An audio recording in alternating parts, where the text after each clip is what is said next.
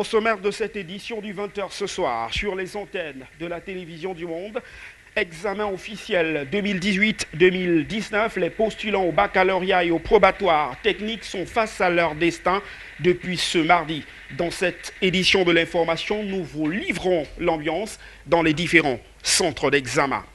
Également au titre African Women Award, l'événement se précise. Les nominés de cette première édition des Awards sont arrivés au Cameroun ce mardi, en l'occurrence Sidonie Oué, ex-procureur de la République du Gabon et par ailleurs président du Salon de la Femme, est donc arrivé à l'aéroport international de Douala, accueilli au bas de la passerelle par Madame Marthe Mouadi Kongor, la promotrice de cet événement prévu samedi prochain.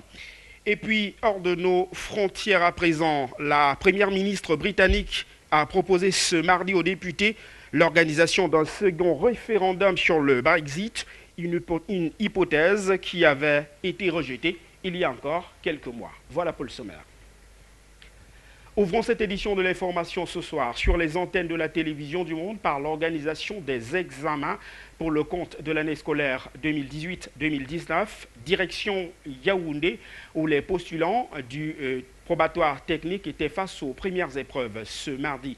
Quelques tours avec nos reporters Jean-Oscar Libok et Mohamed Essomba II dans les différents centres d'examen de la métropole politique du Cameroun. C'est un calme plat qui règne ce mardi matin dans un centre d'examen de la capitale économique. L'ambiance est somme toute similaire dans les salles de classe où les élèves affrontent les premières épreuves écrites de la journée. Centre de secrétariat, un secrétariat du brevet de technicien qui regroupait les spécialités IS, MEB, MFCR, MEA, pour un effectif total de 380 élèves. On a eu 21 filles et 359 garçons. Sur cet effectif, nous avions connu 3 absents, dont une fille et 2 garçons. Sérénité et confiance sont les maîtres mots de ces candidats en cette première journée d'examen. Nous avions vu des élèves confiants qui ont travaillé pendant 9 mois de cours et qui venaient dans leur esprit, je peux interpréter, ils venaient prendre ce qu'ils ont dû s'aimer pendant les 9 mois. Aucun manquement n'a été signalé. Seuls 2 élèves dont les noms ne figurant pas sur la liste ont été admis à composer sous réserve en attendant de voir plus clair sur leur cas. Vous l'avez rectifié par vous-même, il s'agissait des examens et concours pour le compte de cette année scolaire 2018-2019, notamment le probatoire technique. Cette fois-ci, dans la ville de Douala, Zobel Apollinaire Bon et Étienne Monté vous ont livré l'ambiance dans quelques centres d'examen. Ce mardi, nous parlions de ce probatoire technique, mais du baccalauréat également. Rendons-nous dans la région de l'ouest du Cameroun, où il était un peu plus de 14 000 postulants attendus dans les différents centres d'examen pour le lancement des premières épreuves ce mardi. Reportage.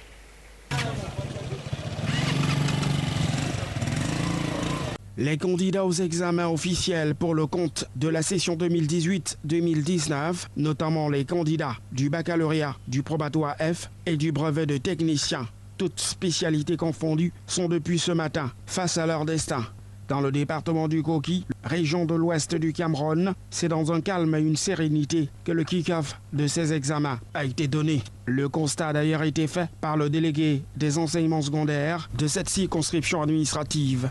Il faut dire que dès 6h30 au centre du lycée technique de Banjul, il fallait montrer patte blanche pour avoir accès aux salles d'examen. Une fouille systématique dans l'enceinte de l'établissement avant l'admission des postulants en salle qui n'a pas entaché le moral des candidats déterminés à obtenir le précieux sésame. Ce matin, nous sommes prêts pour débuter le baccalauréat, section 2019. C'est bien préparé. Le moral est haut, tout est bien, nous sommes bien préparés. Moi, je me suis bien préparé, j'étais là à l'école depuis septembre. Pour le moment, je suis prêt à aborder tous les examens. Ce que nous avons demandé aux surveillants, c'est d'être juste aussi patient et puis tout doit bien se passer. Dans les différents secrétariats d'examen, les épreuves ont été reparties dans différentes chemises en fonction du nombre de candidats par salle et le proviseur du lycée technique de Banjul, sous centre d'examen, a eu le temps de faire le tour des différentes salles de classe pour donner les dernières consignes aux candidats et aux examinateurs. Pour ce qui est des candidats du lycée technique de Banjul, spécialement, eux, ils ont été préparés à l'avance.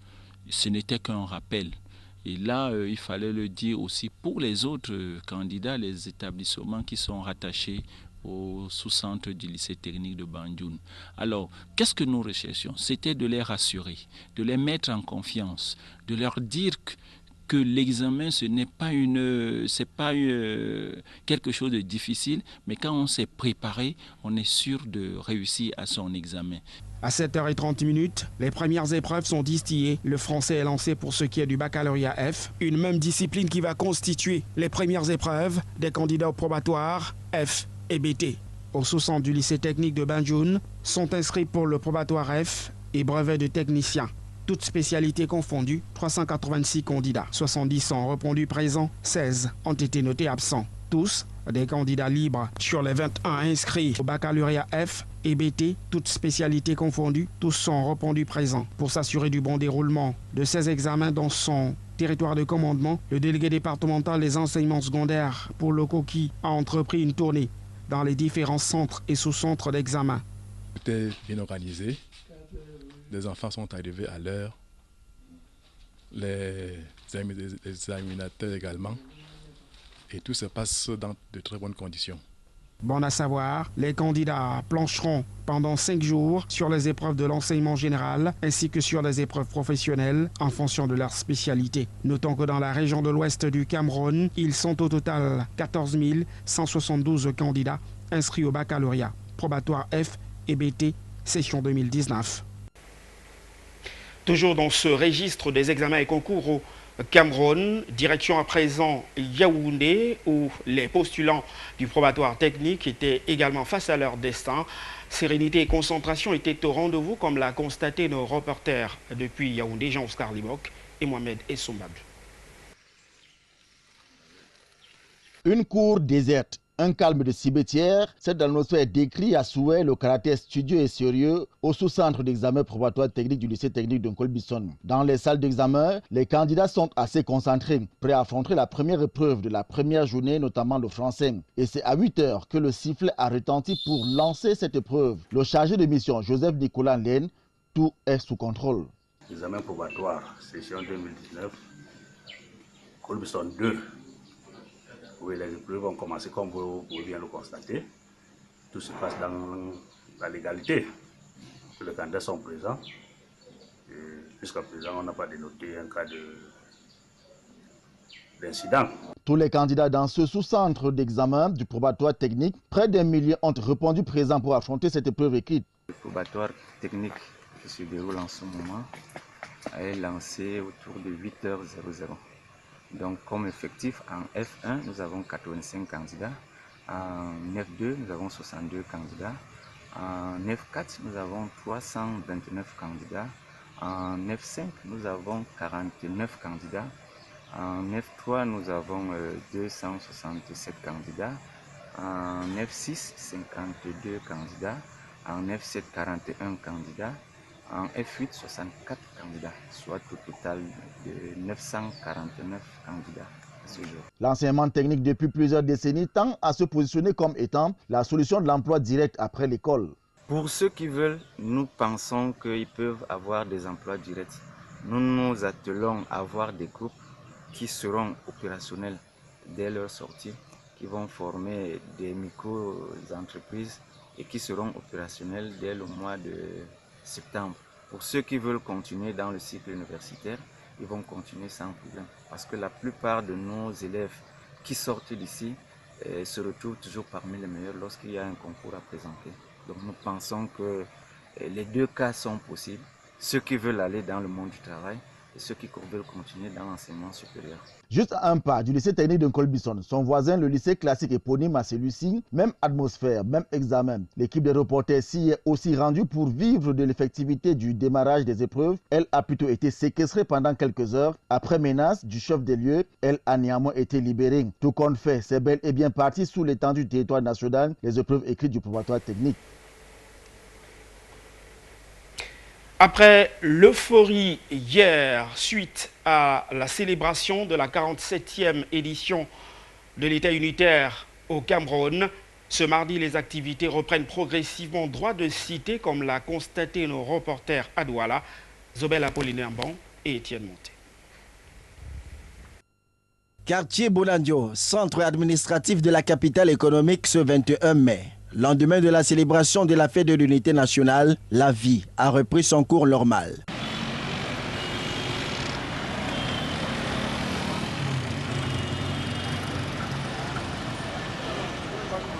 Pas de répit pour les employés du service public en poste depuis les premières heures de la matinée. Il est question de liquider les premiers dossiers et de servir la clientèle qui attend. Nous sommes essentiellement en train de payer sur les décomptes. Donc, lorsqu'il y avait une césure vendredi, nous avons dû travailler même samedi pour réceptionner certains dossiers. Et à 7h30, il fallait qu'on vienne les évacuer. Comme d'habitude, au contrôle financier ici, nous ne voulons pas que les dossiers traînent. Donc, nous avons relancé la machine comme d'habitude, dès 7h30 ce matin.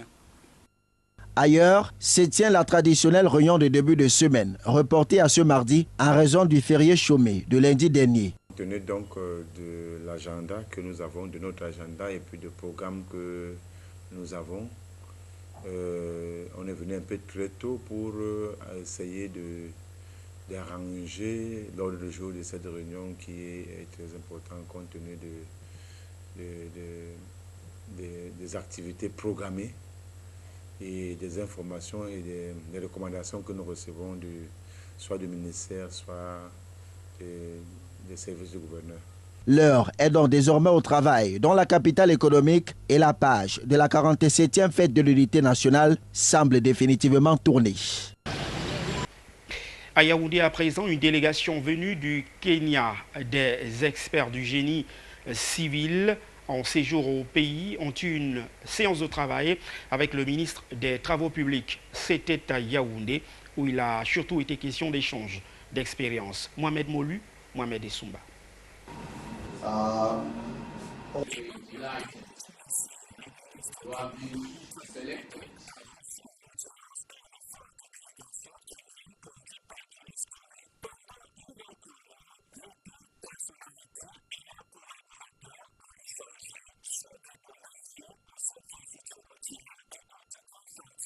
D'échange d'expérience, ils ont exposé comment ils sont organisés au Kenya pour construire et entretenir leur route, qui est un peu différent de ce que nous on a au Cameroun. On croit qu'avec ça on va tirer beaucoup d'expérience pour améliorer notre système.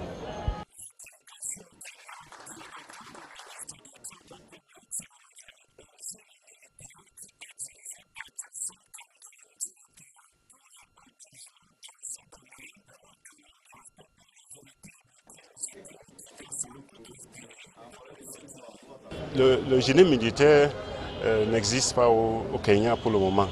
Ils étaient très intéressants pour voir que le génie militaire est en train d'exécuter le projet au Cameroun. Je crois que c'est les deux leçons qu'on a partagées ensemble en tant que deux pays de la coopération sud-sud.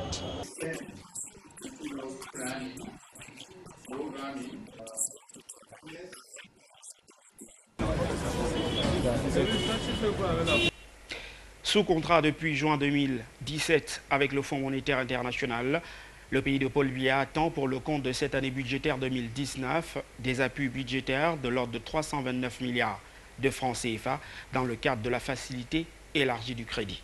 Reportage. Dans le cadre du programme économique et financier triennal conclu avec le Fonds monétaire international, le Cameroun, d'après la loi des finances, attend des appuis budgétaires d'un montant global de 329 milliards de francs CFA afin de soutenir l'équilibre financier de l'État en 2019. Dans les détails, le pays de Paul Biya devrait bénéficier d'une enveloppe de 99 milliards de francs CFA de la Banque africaine de développement. L'Agence française de développement devrait apporter 66 milliards de francs CFA et la Banque mondiale 56 milliards de francs CFA. L'Union européenne 23 milliards de francs CFA et le Fonds monétaire international lui-même 86 milliards de francs CFA. Mais l'obtention de toutes ces ressources est conditionnée par le succès des revues du programme économique avec le FMI. La dernière revue conduite par Corinne Delacha s'est déroulée au Cameroun entre avril avril et début mai 2019. L'équipe du Fonds monétaire international était alors parvenue à un accord avec les autorités du Cameroun en ce qui concerne les mesures économiques et financières qui pourraient favoriser l'approbation de la 4e revue de leur programme sous 3 ans au titre de la facilité élargie du crédit. Rappelons que le chef de la délégation du Fonds monétaire international au Cameroun avait par ailleurs laissé entendre que le conseil d'administration du FMI pourrait procéder à un 5e décaissement d'un montant de 76,5 millions de dollars, soit près de 45 milliards de francs CFA, en fin juin 2019, en faveur du Cameroun, ce qui va automatiquement déclencher des appuis budgétaires des autres partenaires suscités. En bref et en image à présent, African Women's Awards, les choses se précisent. Les nominés de cette première édition des AWA arrivent progressivement. Ce mardi, Sidonie Owe, ex-procureure de la République du Gabon et par ailleurs présente du Salon de la Femme, est arrivée au Cameroun via l'aéroport international de Douala. Au bas de la passerelle se trouvaient les membres du comité d'organisation avec au premier rang Madame Marthe Mouaha Dikongo, la promotrice de cet événement de récompense pour les femmes d'impact en Afrique. La suite de ces délégations sont donc attendues pour les tout prochains jours. Mais nous vous proposons d'ores et déjà d'écouter la première réaction de Sidonie Owe, recueillie à l'aéroport international de Douala ce mardi. Ah ben oui, c'est un sentiment partagé entre le plaisir de revenir chez moi et puis cette envie, cet engouement, ce stress écrasé d'hier de participer aux awards parce que c'est une histoire de femmes, des femmes de pouvoir, des femmes d'impact. Et donc pour cette première édition, il faudrait que ça soit une édition qui va marquer pour l'ouverture des prochains awards. Donc vraiment, les sentiments sont entremêlés, mais le plus important, c'est le sentiment de fierté, suivi du sentiment de joie de me retrouver au milieu de mes sœurs africaines et d'ailleurs. Je ne suis pas seule, je suis avec certains membres du Salon de la Femme. Là, il y a Maman Clarisse, on s'appelle Maman dans notre salon. Ici, c'est Maman Mirabelle. Et puis demain, on aura 8 personnes qui vont arriver. Il n'y avait pas de place dans l'avion, donc demain, nous serons ici pour recevoir les autres. Rappelons que cet événement, qui vise à récompenser les femmes d'impact sur le continent, premier événement du genre, est prévu le 25 mai prochain au Palais des Congrès. C'est à Yaoundé. Femmes camerounaises dénonciatrices de violences et actions de développement, c'est la thématique d'une table ronde qui vient de se tenir à Douala, organisée par une association de femmes africaines, Élite de demain, branche du Cameroun. Jean-Jean Mayedna, Étienne Monté. Si tu as les moyens de leur appeler Yahoo. Elles sont encore nombreuses au Cameroun, des femmes qui subissent des violences de tout genre au sein de leur foyer, mais n'osent pas en parler. Des violences morales et physiques, elles sont victimes au quotidien et ne soulèvent pas le moindre doigt. Les femmes encouragent ces violences-là de par leur silence, parce qu'elles se taisent pour plaire. C'est ce qu'on veut faire savoir ici. Les femmes doivent arrêter de se taire. On doit dénoncer les violeurs, on doit dénoncer ces violences-là pour stopper, voire éradiquer. Parce qu'on a des femmes qui sont chiffonnées par les époux. Insulter une femme, ça c'est une violence, oui. Physique, peut-être, il y a des hommes qui battent sur leurs épouses. Ça également, ce sont des violences. Ce sont les violences qui reviennent, physiques et verbales. Parce qu'il y a des femmes qui se font passer pour quelqu'un d'autre. Vous voyez, quand elle est avec ses copines, elle montre le bon côté.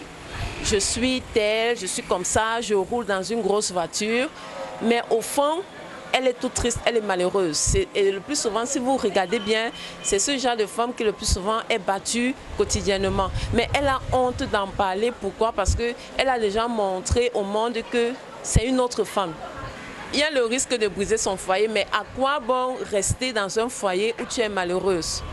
Si cela va amener tes enfants à l'être aussi. Parce qu'il y a certaines femmes qui disent « je reste pour mes enfants », mais c'est faux. Tu vas rester dans un foyer où tu es battu pour tes enfants.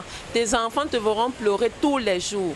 Et c'est pour apporter sa modeste contribution pour combattre ce phénomène, condamner ce mutisme complice des femmes victimes, que l'association Femmes africaines, élite de demain, branche du Cameroun, vient d'organiser à Douala une table ronde sous la réflexion Femmes camerounaises, dénonciatrices des violences et actrices de développement. Le choix du thème n'est pas anodin parce que nous avons des témoignages des femmes qui vivent des violences mais qui n'arrivent pas à exprimer cela. Tout simplement parce que soit elles feront sujet de moquerie ou bien elles courent même le risque d'être menacées par X ou Y personne qui est responsable de cette violence. On a aussi choisi ce thème pour faire comprendre aux femmes que la violence n'est pas seulement physique. La violence est verbale, la violence est multiple et peu importe le type de violence qu'on vit, la première thérapie, c'est de pouvoir partager. Donc c'est dans le sens du partage qu'on a donc jugé mieux de regrouper les femmes pour les écouter sur la question de la violence et qu'elles partagent aussi avec leurs consoeurs les expériences qu'elles ont vécues. À travers une rencontre comme celle-ci, on veut des femmes plus épanouies, plus ouvertes, des femmes qui n'ont pas peur. Les femmes qui sont aptes à dénoncer, les femmes qui sont capables de dire quand elles ont mal et où elles ont mal. C'est ce qu'on recherche. Était également au menu de cet échange des femmes l'estime de soi, la confiance en soi et l'amour de soi, ainsi que quelques secrets pour garder la flamme de l'amour dans une relation. Concernant le volet de l'amour, de l'entretien de la flamme dans le couple, on a parlé du dialogue. Il faut communiquer. Votre partenaire, certes, est votre partenaire, mais il n'est pas Dieu pour savoir ce que vous pensez, il n'est pas Dieu pour savoir ce que vous ressentez. Vous pouvez poser un acte qui frustre votre partenaire et elle ne parle pas ou il ne parle pas. Quand vous créez des moments de communication, ça amène l'un ou l'autre à s'exprimer et vous vous remettez en question et puis les choses s'arrangent. Apprenez à dire à votre conjoint, à votre conjointe que vous l'aimez. Parce que vous ne pouvez pas vivre avec quelqu'un tous les jours sur le temps. Vous ne connaissez même pas ce qu'il ressent pour vous. Vous ne savez même pas si cette personne a encore de la compassion ou bien a un sentiment propre même pour votre personne. Avoir une vie sexuelle épanouie, c'est important. Et cette vie sexuelle épanouie passe déjà par une prise en charge dans l'hygiène de vie du partenaire, du couple. Cela passe par des coquetteries. La table ronde de ce samedi 18 mai 2019 dans la capitale économique du Cameroun était une façon pour l'association Femmes africaines, élite de demain, Fafet Cameroun, de célébrer à sa manière les mères honorées chaque dernier dimanche du mois de mai au Cameroun. Jean-Germain Edna, vous parliez de célébration, restons-y. La fête de l'unité édition 2019 joue les prolongations dans cette édition de l'information ce soir. Après la parade militaire et civile à la place de la Besséké à Douala, autorités et population se sont donné rendez-vous autour des agapes. Question de festoyer en grande pompe. Frédéric Moutomé et Raoul Ouattet.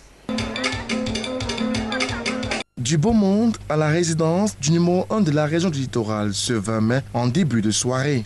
Des hommes et des femmes venus d'horizons divers pour célébrer d'une autre manière la fête nationale de l'unité. Autour de Samuel Dieudonné Ibaradiboua et de son épouse, autorités administratives, membres des corps diplomatiques, hommes politiques, bref, tous les acteurs du corps social. Il était question ici, après la grande parade de la matinée et ses contraintes, de joindre l'utile à l'agréable et pour l'occasion, des artistes de renommée internationale donnent de la voix en ce lieu et en ce jour de fête.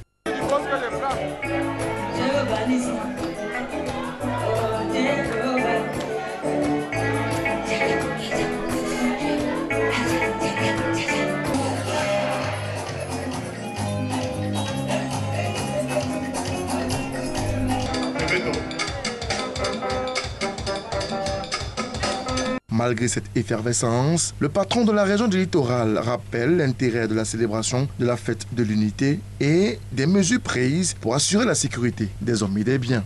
La région du littoral peut se satisfaire de manière globale des activités ayant animé la semaine de la fête nationale du 20 mai. De manière globale, nous avons vu que les Camerounais vivent à Douala comme une seule et même famille. Nous avons noté que au-delà de toute situation préoccupante de l'heure, malgré les difficultés que traversent nos frères dans le sud-ouest et le nord-ouest, ici, toutes les familles sont restées unies. Autre lieu, même cérémonial, nous sommes ici à la résidence du maire de Douala 5e. Sa Majesté Gustave Ebanda, en ce 20 mai 2019, a été élevé à la dignité d'officier du mérite camerounais. Une distinction honorifique qui vaut tout son pesant d'or, d'où cette mobilisation. Je dédie cette médaille à toutes les populations de l'arrondissement de Douala 5e. Je vous le promets, Dieu nous viendra en aide et nous réussirons à notre mission. Existe donc la fête du 20 mai, édition 2019, avec son lot de réjouissances populaires au nom du vivre ensemble, de l'amour pour la patrie, de la cohésion sociale et de l'intégration et l'unité nationale. On en vient maintenant à l'actualité hors de nos frontières. Au Royaume-Uni, le Premier ministre britannique Theresa May a demandé ce mardi aux députés britanniques l'organisation d'un second référendum sur le Brexit. L'hypothèse n'était pas d'actualité il y a encore quelques semaines. Revirement de Theresa May. La première ministre britannique a proposé ce mardi aux députés l'organisation d'un second référendum sur le Brexit, une hypothèse qu'elle avait jusqu'alors fermement rejetée. En fait, Theresa May, qui veut maintenant faire adopter à tout prix son accord de Brexit, déjà rejeté plusieurs fois, y joint la proposition de tenir plus tard un second référendum et la possibilité de maintenir une union douanière avec l'Union européenne.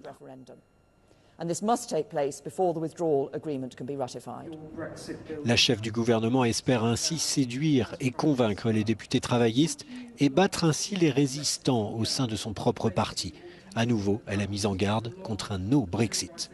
Rejeter cet accord et il ne sera plus possible de quitter bientôt l'UE avec un accord négocié. Et que ferons-nous alors? Certains suggèrent de partir sans accord. Mais quoi que vous pensiez de ce résultat, le Parlement a été clair, il fera tout ce qui est en son pouvoir pour l'éviter. Et s'il n'y a pas d'accord, il faudra une élection générale ou un deuxième référendum qui pourrait conduire à l'absence du Brexit. Ce qui n'a pas changé en revanche, c'est le départ annoncé de Theresa May. Il pourrait intervenir dès le début du mois de juin et déjà certains, Boris Johnson le premier, se sont positionnés pour lui succéder et hériter du dossier pour l'instant inextricable du Brexit. La guerre des mots s'intensifie entre Washington et Téhéran. Le pays de Donald Trump a d'ailleurs déployé son artillerie marine dans le golfe Persique. Le président iranien, quant à lui, demande au gouvernement plus de pouvoir pour contourner les sanctions américaines. Euronews. La guerre des mots s'intensifie entre Washington et Téhéran alors que les États-Unis ont déployé des navires de combat dans le golfe Persique. Le président iranien Hassan Rouhani demande plus de pouvoir au gouvernement pour diriger l'économie frappée par les sanctions américaines. L'ancien maire de New York et actuel conseiller de Donald Trump, Rudy Giuliani, a déclaré à Euronews que la guerre économique a été remportée par Donald Trump et qu'il était prêt à passer à la vitesse supérieure. Je pense que Trump a énormément aidé à isoler l'Iran et à le vaincre économiquement. Je pense que les discours belliqueux ont eu lieu parce que certaines menaces dépassaient la situation économique. Je pense que le président américain et le gouvernement voulaient qu'ils se rendent compte qu'il y a certaines lignes à ne pas dépasser. De son côté, l'Iran ne cède pas aux intimidations. Le chef de la diplomatie iranienne, Javad Zarif, a d'ailleurs lancé un hashtag « Never threaten an Iranian ». Traduisez « Ne menacez jamais un Iranien ».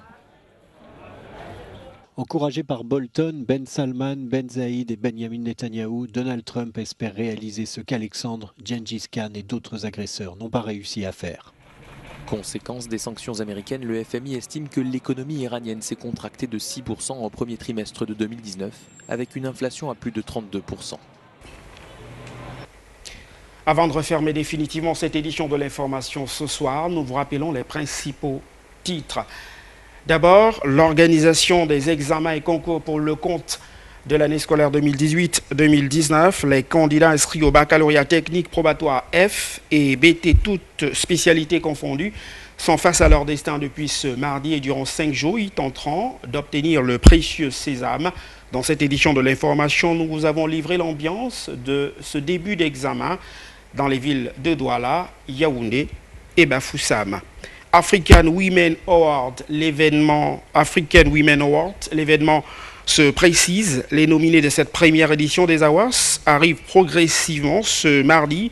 C'était au tour de Sidonie Owe, ex-procureure de la République du Gabon, par ailleurs présente du Salon de la Femme, d'arriver à Douala, accueillie à l'aéroport international de Yaoundé-Simalène par le comité d'organisation de cet événement qui vise à récompenser les femmes d'impact en Afrique. L'événement est annoncé pour le 25 mai prochain au Palais des Congrès de Yaoundé.